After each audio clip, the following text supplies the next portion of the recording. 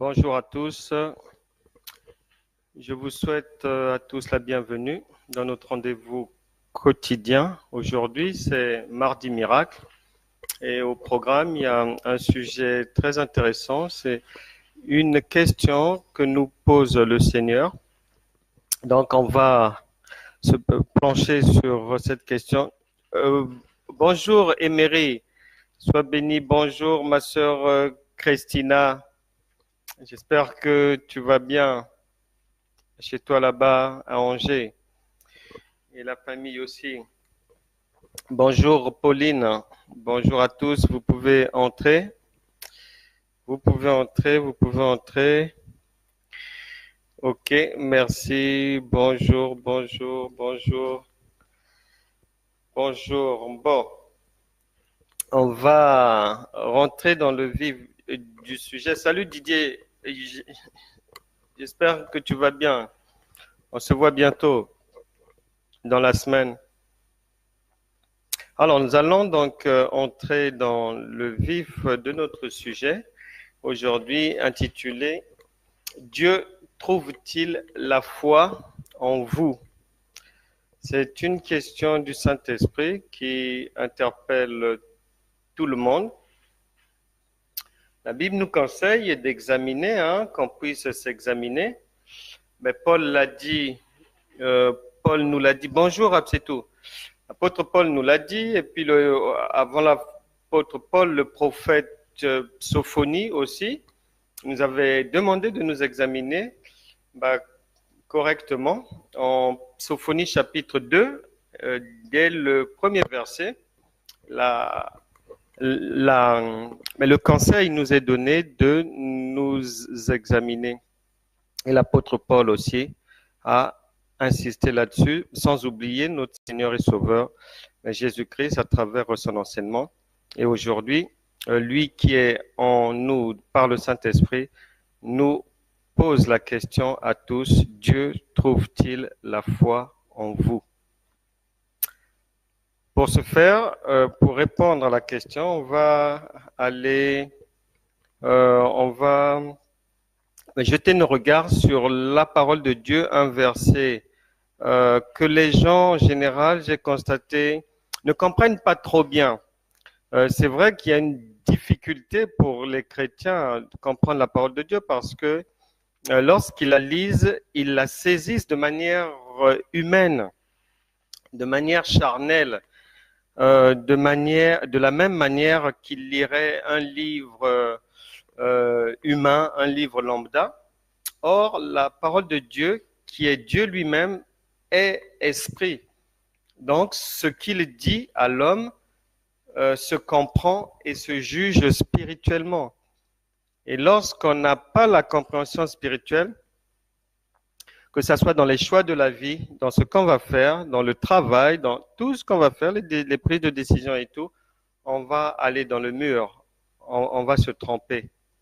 C'est pour ça qu'on insiste sur ces enseignements sur la foi qui est la base de tout, dans laquelle sont contenues toutes les promesses de Dieu et les directives de Dieu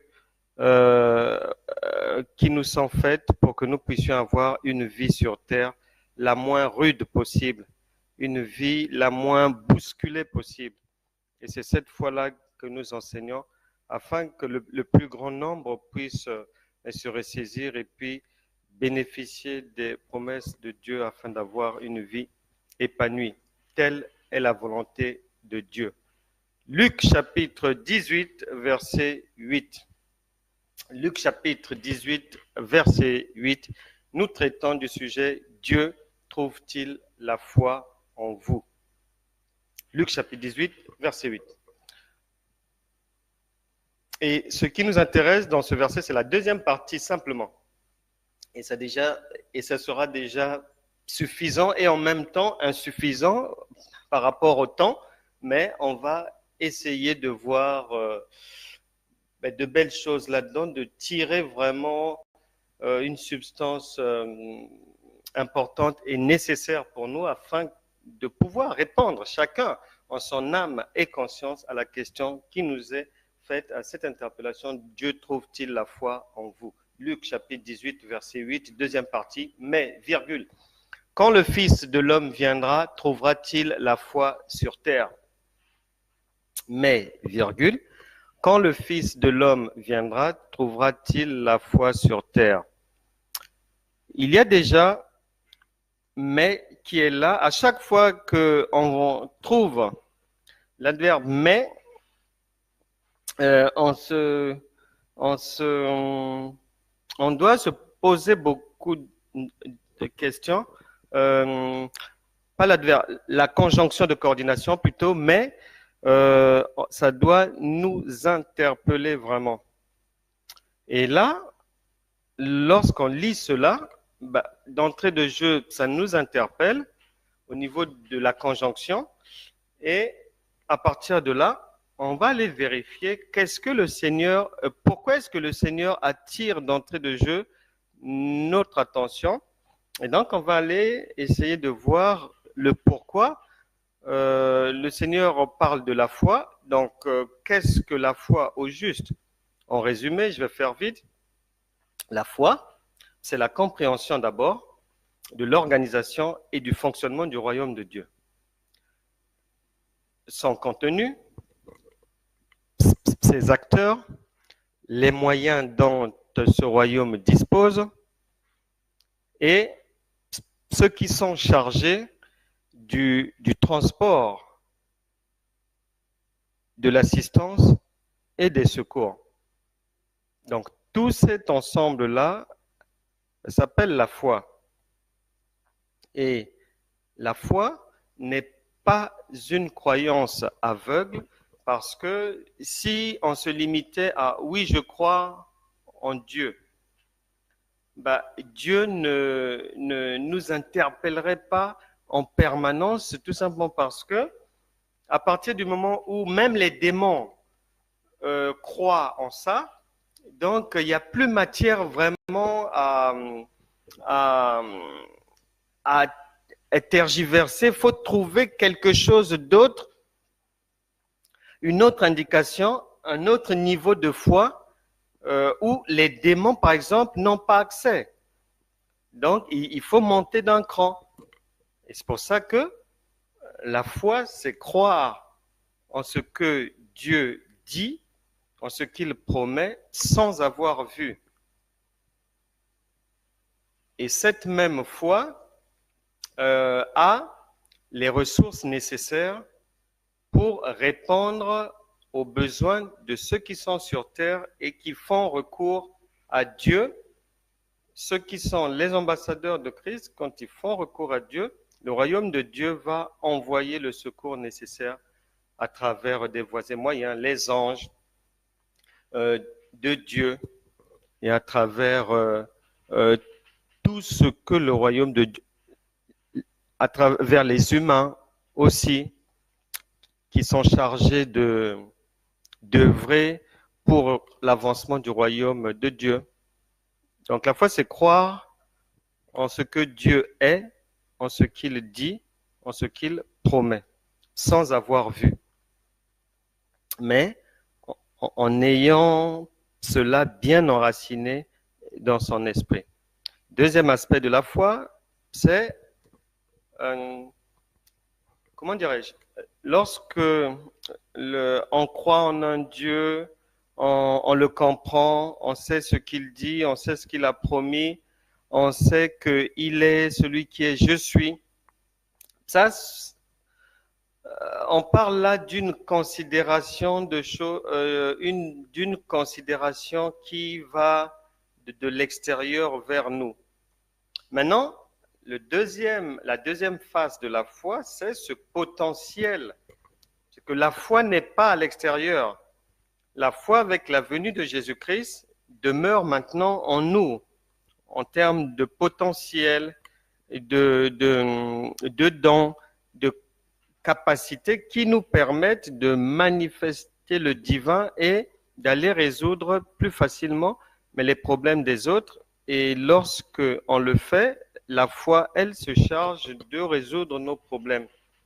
Donc voilà un peu, en résumé, mais pour la foi. Et maintenant, la question qui nous est posée, en fait, est de savoir. Là, lorsqu'on lit spirituellement ce qui est écrit, la question est de savoir, est-ce que tout ce potentiel-là, est-ce que il est, non seulement il est en vous, vous en avez conscience, mais qu'est-ce que vous en faites? Et si vous en faites quelque chose, ben, le Fils doit le voir. Puisqu'il est omniprésent, omniscient, omnipotent, il est en même temps dehors et il est en vous. Donc, c'est ce qu'il veut voir. Et là, il est écrit, mais quand le Fils de l'homme viendra, trouvera-t-il la foi, ce qu'on vient de résumer ensemble, sur terre? La parole de Dieu, Dieu n'a aucun souci des éléments naturels. Lorsqu'il est fait état de terre, c'est de vous et de moi. Là, la terre, ce sont des humains. Dieu ne s'occupe pas des éléments naturels, Dieu ne s'occupe pas des morts, Dieu ne s'occupe pas des animaux, Dieu s'occupe des vivants. Luc chapitre 20, verset 38, Dieu n'est pas Dieu des morts, mais des vivants. Et il est bel et bien attesté que nous venons de la terre, nous sommes terre et nous repartirons à la mort dans la terre. Hébreux, chapitre 9, verset 27. Et l'Ecclésiaste, dans son chapitre 12, au verset 7, il stipule « Avant que la poussière retourne à la terre », donc ce que vous êtes, ce que je suis, comme elle y était et que l'esprit retourne à Dieu qui l'a donné. Donc là, ce n'est pas la terre en termes de matière, non. Le Seigneur nous demande, est-ce qu'en nous, il trouve la foi? Non pas au temps de la fin, mais si c'est la fin, quand il viendra, si c'est la fin, à quoi la foi servira-t-elle? Puisqu'on sonne la trompette, c'est la fin de la récréation, c'est la fin du match. Donc, il n'y a plus besoin de foi, puisque la foi est faite pour agir. La foi est faite pour être, elle est productive, elle est faite pour travailler. Et donc, il n'y a aucun sens à croire que ça sera à la fin du monde, voilà, quand il reviendra, il demandera, est-ce que... Non, non, non, non, c'est maintenant, puisqu'il est en vous. Quand le Fils de l'homme viendra, mais il est déjà venu en vous par le Saint-Esprit. Le Fils est en vous. C'est maintenant qu'il vous demande, est-ce que là-dedans il y a de la foi? Je suis en vous. Mais pour faire quoi? Est-ce que vous m'utilisez correctement? Est-ce que le potentiel, les ressources du royaume de Dieu qui sont en vous sont utilisés? Est-ce que vous en avez connaissance? Est-ce que vous les connaissez? Est-ce que vous pouvez les lister? C'est la question que le Seigneur pose. Dieu parle, le Saint-Esprit s'adresse à des humains vivants. Il ne s'occupe jamais des morts. À des humains vivants que vous êtes, que je suis. Donc ce n'est pas la parole de Dieu n'est pas futuriste, non. Elle est esprit et vie. Elle est je suis. Donc je suis, c'est le présent. La parole de Dieu n'a pas dit que je suis futur ou je suis passé, non. Il s'est nommé je suis dès le départ. Donc il est là en tout temps, en tout lieu, à tout moment, où que ce soit, il est là. Donc il est en vous par le Saint-Esprit. Il nous pose la question, qu'est-ce que je fais là-dedans? Est-ce que je suis bien utilisé? Est-ce qu'on me connaît même? Est-ce qu'on est même conscient de ma présence ici, dans votre cœur? Si vous êtes chrétien, si vous êtes passé par les eaux du baptême, si vous parlez en langue, si vous avez le feu de Dieu, l'Esprit de Dieu, est-ce que vous êtes conscient? Dieu demande, est-ce que ces gens-là sont conscients que je suis là? Donc c'est maintenant qu'il faut produire des fruits, non seulement dignes de la repentance, mais dignes du royaume de Dieu. Parce que la Bible déclare, Dieu a dit, le Seigneur a dit, je connais mes brebis. Il les reconnaît, il connaît, il sait nommément qui est qui fait quoi. Est-ce que le potentiel est utilisé ou pas? Le Seigneur Jésus arrive à un endroit dans Jean, l'évangile de Jean, au chapitre 9, il arrive à un endroit et là, les parents lui emmènent un enfant aveugle né aveugle. Et donc, Jésus qui est en vous par le Saint-Esprit le guérit de la même manière que vous devez guérir toute personne malade devant laquelle vous pouvez vous retrouver. Ou vous-même vous sortir de la maladie par la puissance du Saint-Esprit agissante en vous. Puisque la parole de Dieu est esprit et vie, donc si elle est en vous, elle ne peut que vous donner la vie, pas la mort, pas la maladie, pas le déclin. Et donc là, il guérit cet aveugle, né, l'enfant qui était né aveugle, est guéri par le Seigneur. Mais ça ne s'arrête pas là, puisque les contradicteurs, les détracteurs, ses disciples aussi étaient là, et on va poser la question au Seigneur, à notre Seigneur.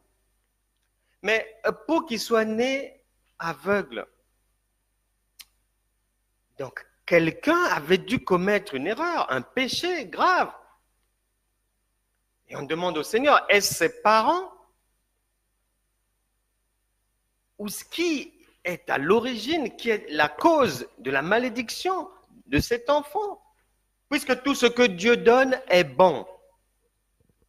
Et là, quand la Bible parle de parents, il faut vraiment élargir aux ancêtres, à ceux qui sont morts, à ceux qui sont vivants, il y a une responsabilité.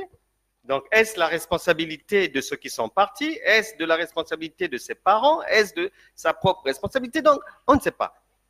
Et on pose la question au Seigneur. Et le Seigneur va répondre que non. Ce ne sont pas ses parents qui en sont la cause, mais ce mal s'est retrouvé là afin que les œuvres de Dieu soient manifestées. Et les œuvres de Dieu, ce sont la guérison, la délivrance, la liberté en Christ, le salut des âmes. Un bon mariage, un bon ménage, un boulot dans lequel vous êtes épanoui, des ressources suffisantes afin que vous ayez de quoi subvenir à vos besoins, mais que vous puissiez être une source de bénédiction pour les autres. Les œuvres de Dieu manifestées, c'est que la vie puisse être épanouie. Et le Seigneur va aller plus loin en leur disant que c'est pendant qu'il fait jour que je dois faire ces œuvres.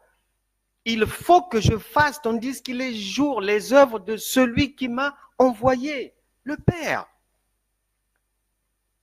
La nuit vient où personne ne peut travailler. Et donc, il est en vous pour que vous fassiez les mêmes œuvres que celles qu'il faisait. C'est ce que Dieu attend de vous. C'est pour ça qu'il s'interroge. Est-ce que ces gens-là sont conscients que je suis là? Est-ce que ces gens-là sont conscients de mon rôle? Est-ce que ces gens-là sont conscients des armes dont ils disposent en m'ayant reçu dans leur cœur comme Seigneur et Sauveur? Est-ce que. Et le Seigneur poursuit. Il doit faire ces œuvres-là pendant que je suis dans le monde. Pendant que vous êtes là, vivant. Pas lorsque la nuit va tomber, non.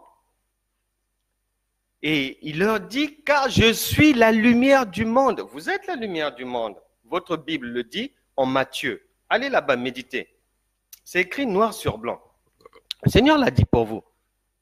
La lumière du monde. Donc, la lumière est faite pour luire, pour être visible, pour sortir les gens des ténèbres. Et c'est ce à quoi vous êtes appelés. Le Seigneur a dit, il faut que je fasse les œuvres de mon Père pendant qu'il est jour. N'attendez pas d'avoir 60 ans, 70 ans, mais 80 ans pour accomplir votre responsabilité terrestre. N'attendez pas. C'est maintenant que vous avez la force de l'âge, c'est maintenant qu'il faut parler du Christ à vos proches, à vos collègues, à des voisins. C'est maintenant qu'il vous faut évangéliser. La moisson est grande, il y a peu d'ouvriers, dit le Seigneur. Mais tout est déjà blanc, donc prenez les faucilles, il faut aller, il faut moissonner. Et vous devez retenir que le Saint-Esprit qui est en vous avait dit, et il le dit encore aujourd'hui, mon Père agit, moi aussi j'agis. Voilà. Donc, vous avez la parole de Dieu, vous voyez bien les miracles de Jésus, les œuvres de la foi. Si vous considérez le Père comme votre Père, vous êtes la continuité de ces œuvres-là par le Saint-Esprit. C'est pour ça que le Seigneur qui est en vous dit qu'il attend d'agir, qu'il attend qu'on lui demande, qu'on le mette en action. Parfois, sans les œuvres, elle est morte. Elle est morte. Alors le Seigneur trouve-t-il la foi sur la terre? Sur la terre veut dire en vous. Trouve-t-il la foi? Est-ce qu'elle est vivante? Est-ce qu'elle est morte? C'est là où il faut cogiter. Est-ce que votre foi est animale? C'est-à-dire vous êtes chrétienne, mais vous êtes encore dans les boîtes de nuit? Est-ce que vous êtes chrétien, mais vous volez le matériel au boulot? Êtes-vous dans cette chrétienté? Parce que le Seigneur s'interroge. Parce que lorsqu'on a la foi, on ne fait pas ces œuvres-là. Les œuvres de la foi sont connues, elles sont dignes, elles sont pures. Philippiens chapitre 4, verset 8. En ce qui concerne les pensées, le langage, les agissements, que toutes vos pensées soient honorables, louables, dignes.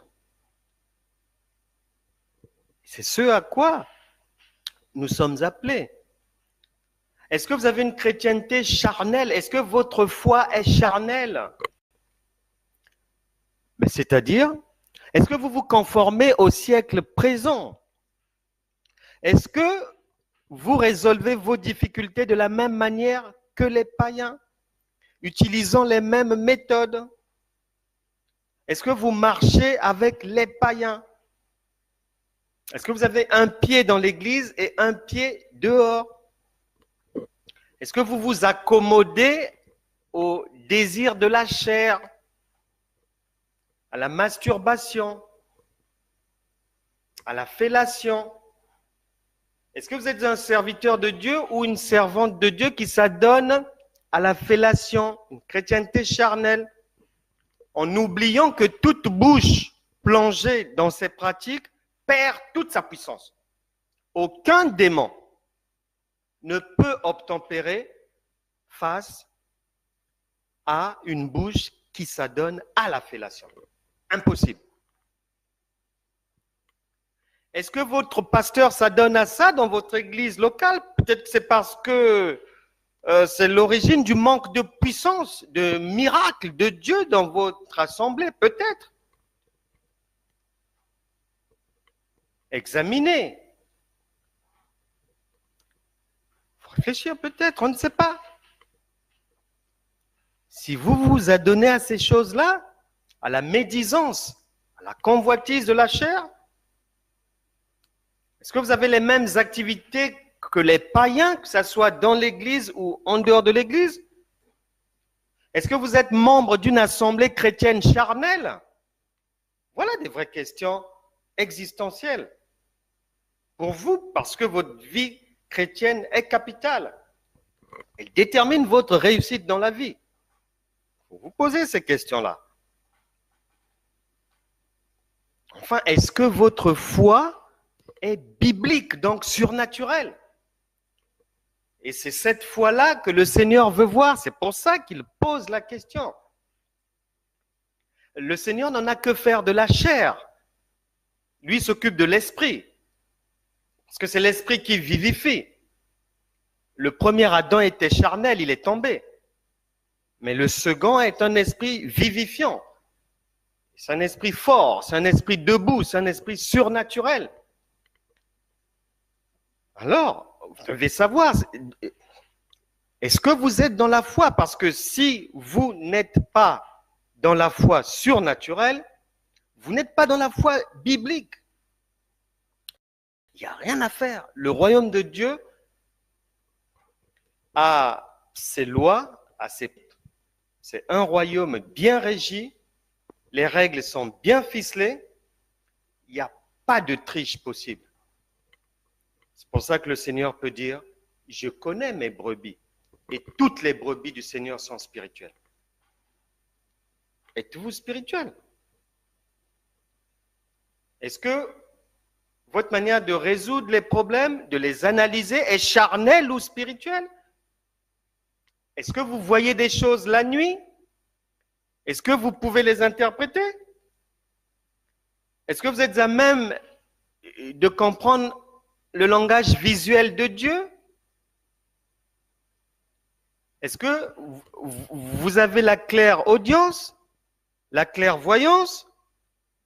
Est-ce que vous savez ce que c'est ou vous ne savez pas? Voilà des questions, des vraies questions existentielles. Vous devez vous poser.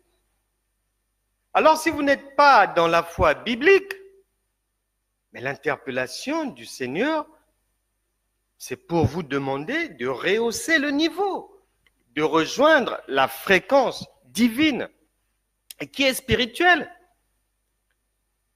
Si notre fréquence à nous dans le royaume de Dieu est à 107.8 par exemple, et que vous êtes à 102.-2, ça ne peut pas marcher. Impossible. Vous aurez beau jeûner, prier, avoir même l'impression que Dieu est là, que Dieu vous écoute, avoir la chair de poule, des frissons et croire que le Saint-Esprit agit. La Bible déclare,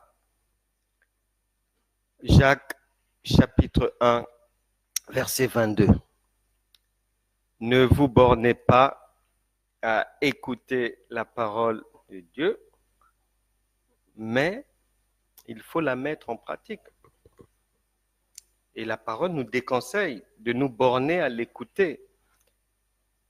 Et il est dit là-bas, en vous trompant vous-même par de faux raisonnements.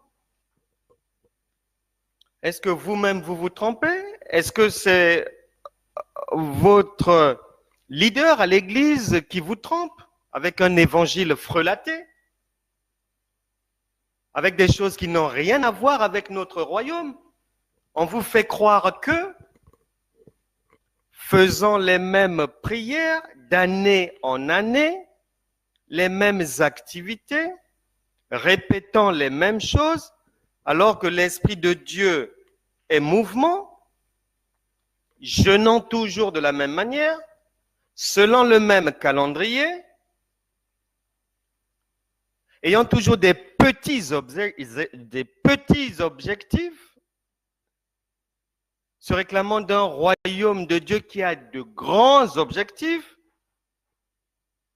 ce sont des questions que le Seigneur vous pose. Luc chapitre 18, verset 8. Et la parole de Dieu invite tout un chacun à rejoindre la fréquence divine qui est spirituelle. Parce que la chrétienté consiste à opérer dans le surnaturel. Et tout ce qui est assistance et soutien, c'est le royaume qui fournit cela. Nous avons des objectifs à atteindre, nous avons une mission divine précise. C'est pour ça que 1 Corinthiens chapitre 3 verset 2 et dans le livre aux Hébreux chapitre 5 verset 12, il nous est invité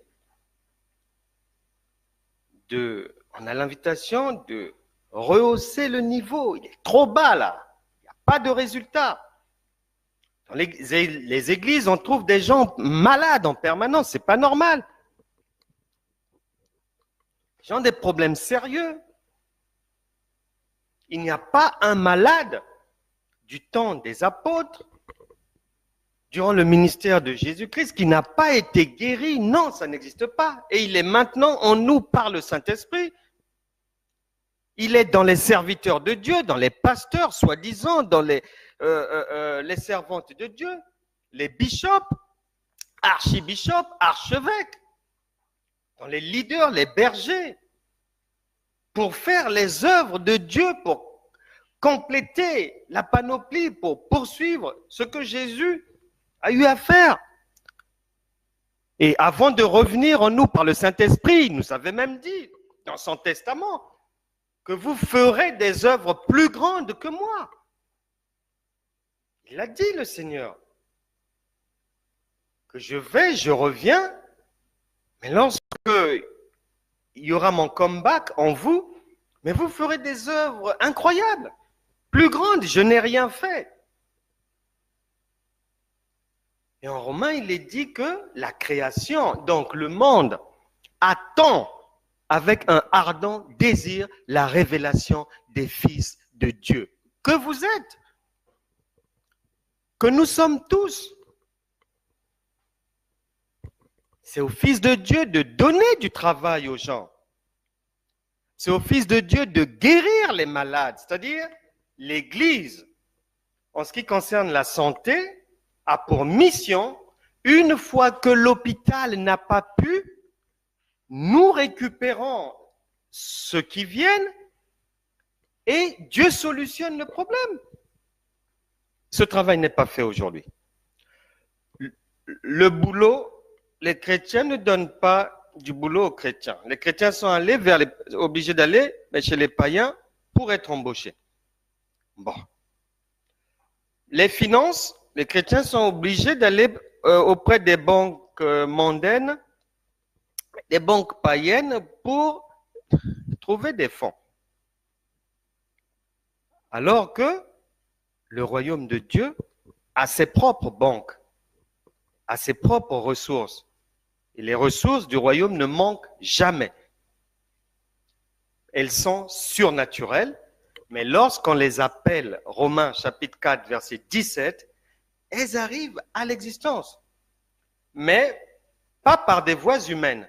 Donc ça ne marchera pas si on mélange les principes du monde, les enseignements charnels dispensés dans certaines églises. Si on mélange avec Dieu, ça ne marchera pas, c'est impossible. La foi, elle s'applique de deux manières seulement. Soit l'application est brute et Dieu fait jaillir le résultat de terre, ou soit l'application est sage, après un certain temps, le résultat jaillit. La foi n'a pas d'autre chemin, d'autre cheminement. Et si un autre évangile vous est prêché, j'en suis désolé parce que le véritable évangile nous enseigne, nous montre les chemins de la foi. Et l'auteur de la lettre aux Hébreux dit, Hébreux chapitre 5, verset 12, « Vous, en effet, qui depuis longtemps deviez être des maîtres, vous avez encore besoin qu'on vous enseigne les premiers rudiments des oracles de Dieu. Vous en êtes venus à avoir besoin de lait et non de nourriture solide. Or, quiconque en est au lait n'a pas l'expérience de la parole de justice, car il est un enfant, donc il ne relève pas de la foi biblique qui est surnaturelle, donc il n'est pas dans le surnaturel divin, il ne peut pas bénéficier des promesses de Dieu, il ne peut pas voir les interventions divines spectaculaires qui ont lieu partout, un peu partout, sur tous les continents. Il ne peut pas vaincre les ennemis qui peuvent venir l'embêter la nuit par des cauchemars en voyant des lions, des tigres, toutes sortes d'animaux qui vous pourchassent et tout. Il ne peut pas sortir des griffes de la pauvreté, du manque, du surendettement. Il ne peut pas sortir de l'indignité. Il ne peut pas se défaire de la masturbation, de la prison démoniaque, etc., etc. Du vol et tout. Il ne peut pas. Parce que c'est spirituellement qu'on brise les chaînes. C'est spirituellement qu'on sort de ces emprisonnements. C'est spirituellement qu'on se débarrasse des démons. C'est spirituellement qu'on sort d'une maladie. C'est spirituellement qu'on prend possession de la richesse déjà disponible. Tout passe par la foi. Et la foi, elle est spirituelle. C'est pas le parler en langue, c'est pas le blablabla, c'est pas le charabia, c'est pas danser, faire bouger les corps. Tout ça là, de nul effet. Il y a deux forces en opposition. Il y a les forces du mal et nos forces à nous du royaume de Dieu, les forces de Christ. Donc, face à chaque situation, il y a un combat. Soit vous remportez la victoire, ou soit vous êtes vaincu. Il n'y a pas de juste milieu dans la vie terrestre. C'est une question de combat. Il y a un combat spirituel dont les résultantes sont visibles dans la société. Donc, c'est une histoire de vaincre ou mourir. Ou vous sortez de la pauvreté et vous passez à votre richesse promise, certifiée par le Seigneur lui-même. 2 Corinthiens chapitre 9 verset 8. De riche qu'il était, Jésus-Christ s'est fait pauvre afin que vous puissiez être enrichis. Voilà. Et voilà une parole sur laquelle vous devez vous asseoir et croire qu'elle verra le jour. La foi est surnaturelle, elle n'est pas charnelle, elle n'est pas animale. Je parlais avec une sœur sur le sujet de la relation de couple. Elle me posait des questions, on échangeait parce que elle voudrait se mettre maintenant en couple et elle me disait un peu ce qu'elle souhaitait comme type d'homme, comme type de mari. Mais il y avait quelque chose qui m'a interpellé. Elle me dira ceci. Je suis embêté parce que j'ai un enfant. Je voudrais en avoir 3. Bon. Maintenant, si mon âge ne me permet plus de concevoir, puisque l'âge est en train d'avancer, bon.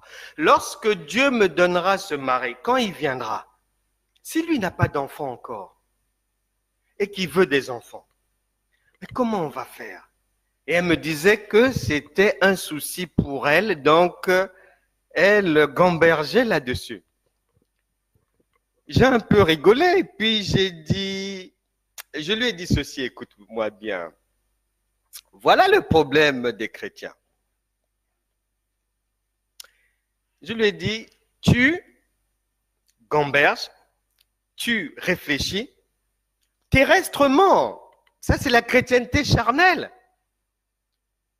Oublions que le royaume de Dieu a toutes les ressources de l'univers en main. Je lui disais, ça veut dire quoi par là? Ça veut dire que toi, quand tu vas faire ta demande à Dieu, je veux un homme comme ça, comme ça, comme ça, comme ça, comme ça, comme ça. Tu listes tes desiderata. Le royaume de Dieu va se charger de t'apporter maintenant le monsieur. Maintenant, une fois que tu as listé, ta foi doit être convaincu et croire sans douter que ce que tu as mis là, le royaume de Dieu va te l'apporter. Sans doute. Maintenant, ça veut dire quoi? Ça veut dire que ton souci de réfléchir, est-ce que l'âge, si cela, est-ce que les enfants, comment, si on peut pas, ça n'a pas lieu d'être dès que tu fais ta demande. Pourquoi? Parce que la personne que Dieu va t'envoyer pour époux, il y aura 2 choses. Soit ça sera une personne à même de concevoir encore et voulant concevoir comme tu le veux, et au moment où Dieu va t'emmener la personne, le royaume de Dieu va se charger de ce que ton appareil génital soit toujours à même de procréer. Soit ça sera comme ça, ou soit le royaume va t'emmener quelqu'un qui n'a pas d'enfant,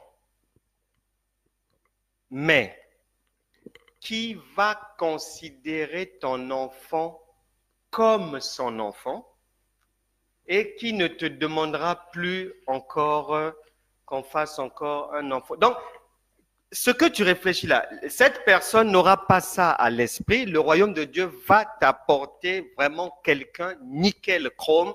Tu n'auras pas ce souci-là. Non, ce qui vient de Dieu, c'est bien, c'est bon et c'est parfait. Et après m'avoir écouté, elle a cru, elle m'a donné raison. Elle a dit oui, tu as raison. Je lui ai dit, voilà l'erreur des chrétiens. Avoir une chrétienté qui mélange ce qui est humain et ce qui est divin. Or, le divin a toutes les ressources. Le divin a des solutions qui cherchent tes problèmes. Donc, lorsque la solution divine va venir par la foi, tu n'auras plus, elle va t'apporter une solution qui a effacé tes soucis complètement. Ça, c'est pour la demande d'un mari. Idem pour la demande d'une femme. Le royaume a tout. Il répond à tout. On n'a pas à charger la tête de beaucoup de soucis de... Non, ça, la foi se charge de... Le Seigneur n'a-t-il pas dit, venez à moi, vous tous qui êtes fatigués, chargés, et je vous donnerai du repos? Mais ça veut dire ça. Soit vous croyez en la parole de Dieu, qu'elle est vivante, qu'elle est vraie, qu'elle est esprit et vie, ou soit vous n'y croyez pas et vous n'êtes pas dans la foi. C'est pour ça que le Seigneur pose la question. Nous avons un Dieu qui est capable de ressusciter les morts. Si Dieu peut ressusciter les morts, mais tous les autres problèmes d'emballage, argent, ceci, cela, tout cela, c'est trop petit. Romains chapitre 11, verset 24. Dieu est capable de ressusciter les morts. Jean chapitre 9, verset 1 à 4. Dieu est capable de faire des œuvres, même de la résurrection. Actes chapitre 13, verset 30. Dieu ressuscite les morts. Actes chapitre 2, verset 24. Rebelote. On rappelle encore, Dieu ressuscite les morts. Jean chapitre 11, verset 40. La résurrection de Lazare. On nous parle de la résurrection de la fille de Jaïrus. Vous avez la résurrection du fils de la veuve de Naïn. Vous avez les résurrections du côté d'Élisée. Résurrection du côté d'Élie. Isaac, son père a cru que Dieu était capable de ressusciter les morts. Abraham a cru au-delà de toute espérance. Enoch a cru à tel point que Dieu est venu le prendre en charge, lui-même. Paul a ressuscité le petit Eutychus qui était tombé d'une fenêtre du 3e étage. Lisez la parole de Dieu. Dieu est capable de ressusciter les morts. Or, si Dieu peut ressusciter même les morts, alors qu'il en a que faire des morts, Luc chapitre 20, verset 38 vient trancher le débat en disant que Dieu n'est pas Dieu des morts, mais des vivants. Pour dire que Dieu est le Dieu qui ressuscite les problèmes des vivants. J'ai été étonné d'entendre d'une dame dont le fils est né avec une déformation, le fils est malade, handicapé, né avec une déformation. J'étais choqué d'entendre la dame me dire que elle ne pense pas que Dieu peut guérir son fils parce que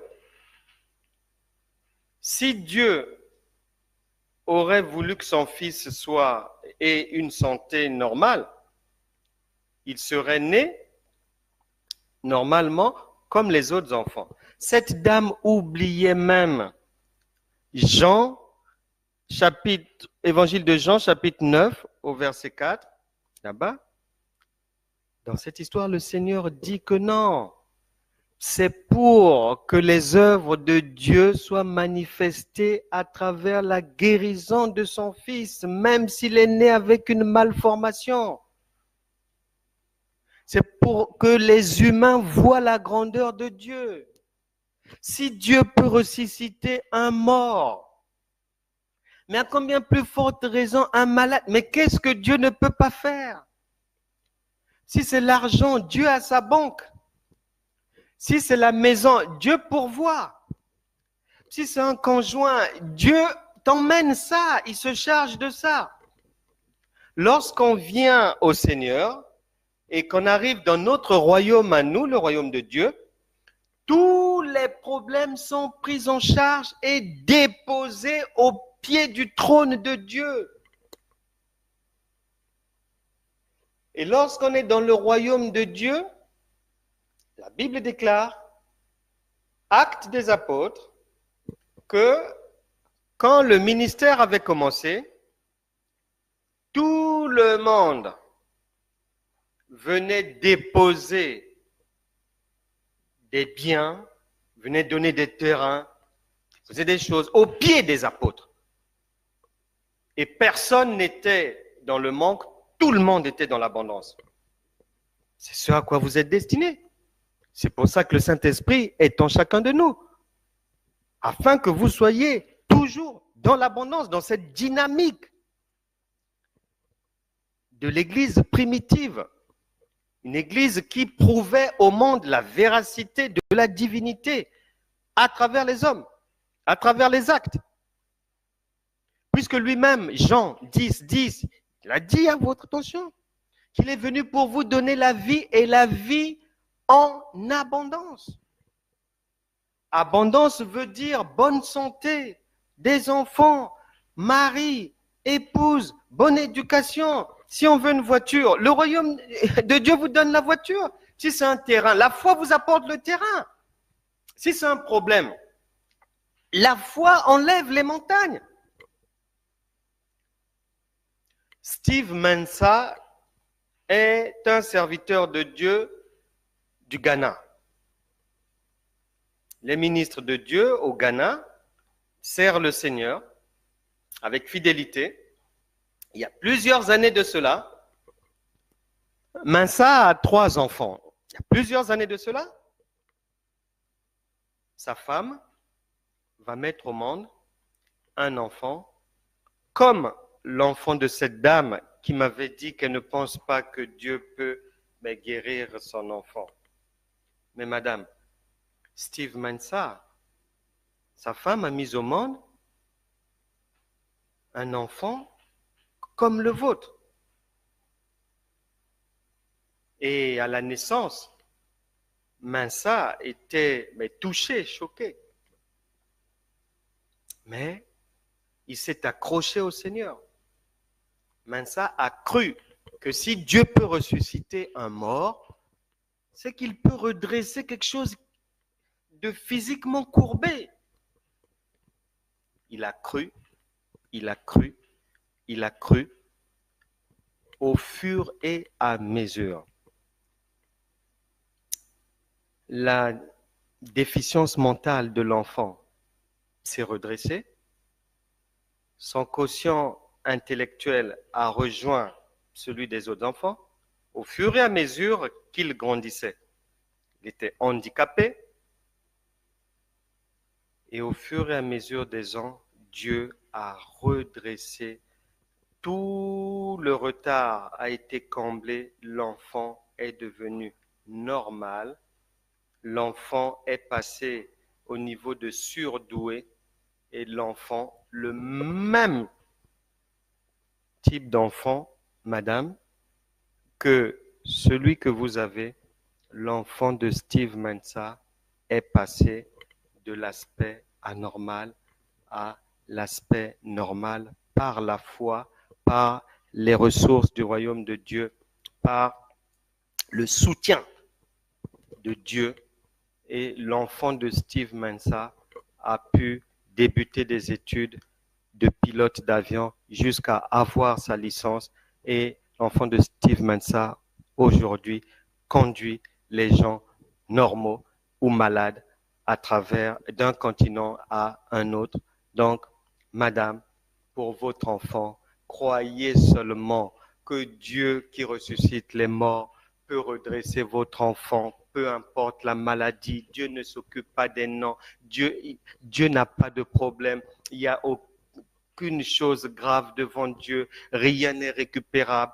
Peu importe la situation, peu importe le degré de la maladie, que l'enfant soit devenu malade avant la naissance ou pendant la naissance ou après la naissance. Le royaume de Dieu ne fait pas ces lectures-là. Le royaume de Dieu est chargé d'envoyer des solutions aux problèmes des hommes. Et madame, je crois de tout mon cœur, et j'en ai la certitude, je ne doute pas du tout que Dieu, qui a redressé l'enfant de Steve Mansa, est aussi à même de redresser votre enfant. Et le vœu de mon cœur, c'est que vous puissiez de votre vivant voir le redressement, voir la guérison pleine et entière, la guérison totale de votre enfant. Et le Dieu que nous prions peut le faire par la foi.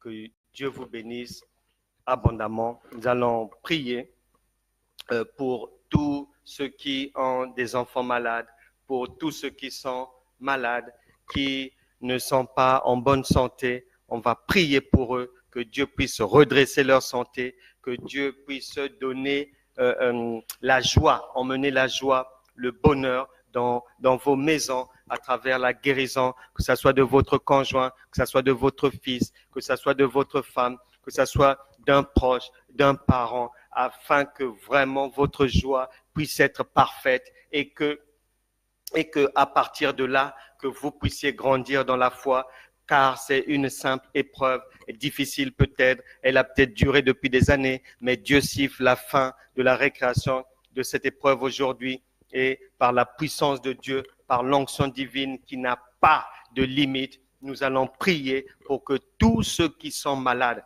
puissent être guéris, pour que les autistes puissent être guéris, pour que comment on les appelle, tous les enfants malades avec des maladies compliquées, les déformations et autres, les gens qui sont nés avec des tares, que tous ces gens-là puissent trouver la guérison aujourd'hui au nom puissant de Jésus, par l'onction du Christ. Que le Saint-Esprit visite tous ceux qui sont malades, tous les corps malades. Seigneur, redresse tout organe défaillant. Soit redressé maintenant au nom de Jésus. Que là où c'était courbé, que ça se redresse. Que là où il manquait des globules blancs ou rouges, qu'il y en ait maintenant. Que la banque de santé du royaume de Dieu puisse se charger d'aller apporter la guérison dans les corps. Que ça soit dans les enfants qui viennent à peine de naître, que ça soit dans les enfants de 5 ans, de 4 ans, de 10 ans, que la guérison divine, que la main de l'Éternel, qui a déjà dit que par ses meurtrissures, tout le monde est déjà guéri, que le Saint-Esprit puisse faire son œuvre et que tout le monde, que la guérison divine puisse vous visiter, puisse faire du bien à vos enfants, puisse vous redonner la joie de vivre, la joie conjugale, puisse vraiment vous libérer de l'oppression du diable, puisse vous libérer des chaînes de la honte, de la disgrâce, des chaînes vraiment de la fatigue physique, car les maladies fatiguent beaucoup, que ce soit physiquement ou moralement, que la main de l'Éternel puisse visiter, mais tout un chacun, que la guérison divine se poursuive, Saint-Esprit, tu guéris tout un chacun, que ça soit de jour ou de nuit, que ça soit dans leur songe, durant leur sommeil, ou que ça soit durant leur éveil. Manifeste ta grandeur, que ça soit des cancers, que tout le monde soit guéri, que toute déformation puisse disparaître maintenant, mais de vos corps, au nom puissant de Jésus, que le sang de Jésus vous couvre, que le sang de Jésus déracine tout ce que Dieu n'a pas planté, mais dans vos fondations, au nom puissant de Jésus, que tous les enfants malades dans vos foyers puissent retrouver la guérison maintenant, car telle est la volonté de Dieu et il en sera ainsi. Au nom puissant de Jésus, nous avons prié. Amen. Salutations à tous. Je vous passe bien le bonjour. Je vous fais de grosses bises. Je vous salue tous. Que Dieu vous bénisse. On se retrouve demain, 13h, même place, même heure, pour quelque chose d'autre que le Saint-Esprit voudra qu'on voit ensemble, toujours afin de nous délivrer de l'emprise du diable, afin de nous libérer de l'oppression démoniaque, afin de nous décharger des difficultés de la vie courante, afin de nous guérir, de nous bénir, car tel est le vœu permanent de Dieu pour nous. À demain, 13h.